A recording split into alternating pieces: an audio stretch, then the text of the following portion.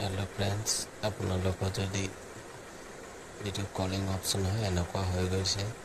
তেতিয়াহলে এটা আপুনি যদি বিচাৰে আগৰ দৰে ইউজ কৰিবলৈ তেতিয়াহলে আপোনালোকে সাৰ্চ কৰিব প্লে ষ্ট'ৰ আৰু প্লে ষ্ট'ৰত গৈ আপোনালোকে PHONE ফোন অপশনটো সাৰ্চ কৰি ল'ব আৰু তাত সাইন নম্বৰ যেটো অপশন আছে ব্লু কালাৰ যেটো কলিং অপশন থাকে সেইটো আপুনি ক্লিক কৰি আনইনষ্টল অপশনটো আপোনালোকে ক্লিক কৰি দিব ইনষ্টল অপশনটো ক্লিক কৰাৰ পিছত আপোনালোকে বেক কৰি দিব আৰু বেক কৰি আপোনালোকে এবাৰ পুনৰ চেক কৰি ল'ব যেটো ফোন অপশন হয় তাত গৈ অলপ সময় লাগিব যেহেতু আপোনাৰ এটা ইনষ্টল কৰাৰ পিছত প্ৰসেস হ'বলে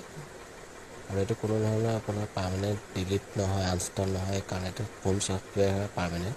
তাৰ কাৰণে কোনো চিন্তা কৰিব নালাগে এটা আপোনালোকৰ সব আকৌ আগৰ দৰে ঘূৰি আহিছে ঠিক আছে